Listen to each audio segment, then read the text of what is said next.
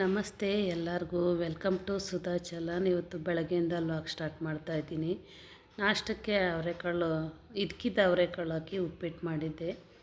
ತುಂಬಾ ಚೆನ್ನಾಗಾಗಿತ್ತು ಉಪ್ಪಿಟ್ಟು. ಸರಿ, ಇವತ್ತು ಬಾಕ್ಸ್ ಏನಿದ್ದಿಲ್ಲ, ಕಿರಣ್ ಅವ್ರ ಸ್ಕೂಲಲ್ಲಿ ಫಂಕ್ಷನ್ ಇತ್ತಂತೆ, ಅದಕ್ಕೆ ಬಾಕ್ಸ್ ಏನು ಕಟ್ಟಂಗಿಲ್ಲ ಅಂಥೇಳಿ ಬರೀ ಒನ್ ಟೈಮ್ಗಂತ ಉಪ್ಪಿಟ್ಟು ಮಾಡಿದ್ದೆ. ಬಾಕ್ಸ್ ಎಲ್ಲ ತಗೊಂಡೋಗ್ಬೇಕಾದ್ರೆ ಉಪ್ಪಿಟ್ಟು ತಗೊಂಡೋಗಲ್ಲ ಅವಳು. ಅದಕ್ಕೆ ನಾನು ಒನ್ ಟೈಮ್ ಏನಾದರೂ ತಿನ್ನಂಗಿದ್ರೆ ಮಾತ್ರ ಉಪ್ಪಿಟ್ಟು ಮಾಡ್ತೀನಿ. ಅವಳಿಗೆ ಮಾಡಿ ಕೊಟ್ಬಿಟ್ಟು ಟೈಮ್ ಇದ್ದರೆ ತಿಂತಾಳೆ, ಇಲ್ಲಾಂದರೆ ಹಂಗೆ ಹೋಗ್ಬಿಡ್ತಾಳೆ ಅಂತ ಸ್ವಲ್ಪ ಜಲ್ದಿನೇ ಹಾಕ್ಕೊಟ್ಟೆ. ಅವಳಿಗೂ ಸೀರೆ ಉಟ್ಕೊಂಡು ಹೋಗ್ಬೇಕಾಗಿತ್ತಂತೆ ಇವತ್ತು ಕಂಪಲ್ಸರಿ. ಎಲ್ಲ ಮಕ್ಕಳು ಸೀರೆ ಉಟ್ಕೊಂಬರ್ರಿ ಅಂತೇಳಿದ್ರಂತೆ ಅವ್ರ ಹೆಚ್ಚಮ್ಮ. ಅದಕ್ಕೆ ಸೀರೆ ಉಟ್ಕೊಂಡು ಸ್ವಲ್ಪ ಲೇಟೇ ಆಗಿಬಿಡ್ತು ರೆಡಿ ಆಗೋಷ್ಟೊತ್ತಿಗೆ. ಅಷ್ಟೆಲ್ಲ ಮಾಡಿಕೊಂಡು ರೆಡಿಯಾಗಿ ಹೋಗ್ತಾ ಇದ್ಲು ಸ್ಕೂಲ್ಗೆ. ಇವತ್ತು ಫಂಕ್ಷನ್ ಇತ್ತಂತೆ ಅವ್ರ ಸ್ಕೂಲಲ್ಲಿ. ಅದಕ್ಕೇ ಅವಳು ಹೋದ್ಮೇಲೆ ನಾನು ಎಲ್ಲ ಕೆಲಸ ಮುಗಿಸ್ಕೊಳ್ಬೇಕಾಯಿತು. ನಾವು ಆಚೆ ಹೋಗ್ಬೇಕಿತ್ತು.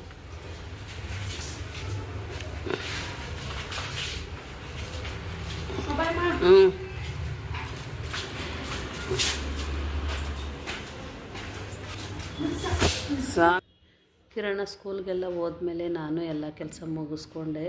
ನಮ್ಮದು ಮುಗಿಯೋಷ್ಟೊತ್ತಿಗೆ 12 ಗಂಟೆ ಆಗಿಬಿಟ್ಟಿತ್ತು. ಮನೆಯವರು ಅಲ್ಲೂ ಸ್ವಲ್ಪ ಪ್ಲಾಸ್ಟಿಕ್ ಹಾಕ್ಸ್ಕೋಬೇಕಾಗಿತ್ತು ಅಂತೇಳಿ ಅಲ್ಲಿ ಹೋಗ್ಬೇಕಾಗಿತ್ತು. ಫಸ್ಟೇ ಮಾಡಿಸಿದ್ರು, ಅದು ಉದುರೋಗ್ಬಿಟ್ಟಿದೆ, ಹಾಕ್ಸ್ಕೊಂಬರೋಣ ಅಂತ ಹೇಳ್ತಾಯಿದ್ರು ಅಂತೇಳಿ ನಾವು ಅಲ್ಲಿ ಹೋಗಿದ್ವಿ. ಅವ್ರು 4 ಗಂಟೆಗೆಲ್ಲ ಹೋಗ್ಬಿಡ್ತಾರೆ ಡಾಕ್ಟ್ರು. ಅದಕ್ಕೆ ಸ್ವಲ್ಪ ಬೇಗನೆ ಹೋದ್ವಿ ನಾವು. ನನಗೂ ಕೆಲಸ ಎಲ್ಲ ಮಾಡಿ ಸಾಕಾಗಿತ್ತು ಅಂಥೇಳಿ ಸ್ವಲ್ಪ ಏನಾದರೂ ತಿನ್ಕೊಂಡು ಹೋಗೋಣ ಹೋಟ್ಲಲ್ಲಿ ಅಂಥೇಳಿ ಇಡ್ಲಿ ವಡೆ ತಗೊಂಡಿದ್ವಿ. ನಾನು ಜಾಸ್ತಿ ಇಡ್ಲಿ ವಡೆನೇ ಇಷ್ಟಪಡ್ತೀನಿ. ಆಚೆ ಏನಾದರೂ ತಿನ್ನೋಕೆ ಹೋದರೆ ಇಡ್ಲಿ ವಡೆನೇ ಇಷ್ಟಪಡ್ತೀನಿ. ಬೇರೆ ಎಲ್ಲನೂ ಅಷ್ಟೊಂದೇನು ಇಷ್ಟಪಡಲ್ಲ. ಇಡ್ಲಿ ವಡೆ ಅಂದರೆ ನನಗೆ ಇಷ್ಟ.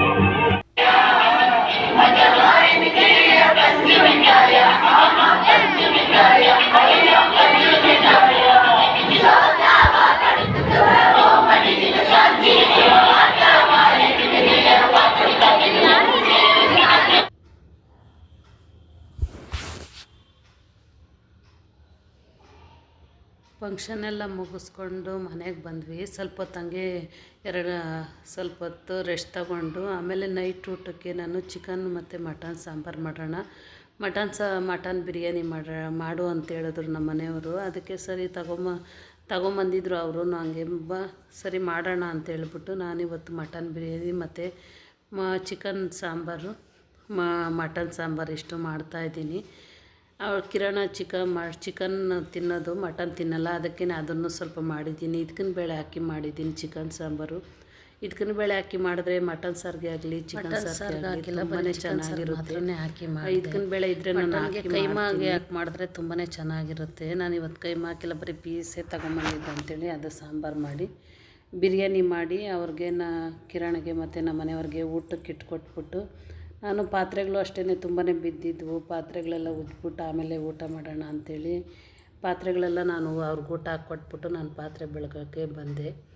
ಈ ವಿಡಿಯೋ ಏನಾದರೂ ಇಷ್ಟ ಆದರೆ ಲೈಕ್ ಮಾಡಿ, ಶೇರ್ ಮಾಡಿ, ಸಬ್ಸ್ಕ್ರೈಬ್ ಮಾಡ್ಕೊಳ್ಳಿ. ಮತ್ತೊಂದು ಹೊಸ ವಿಡಿಯೋದಲ್ಲಿ ಸಿಗ್ತೀನಿ. ಬಾಯ್.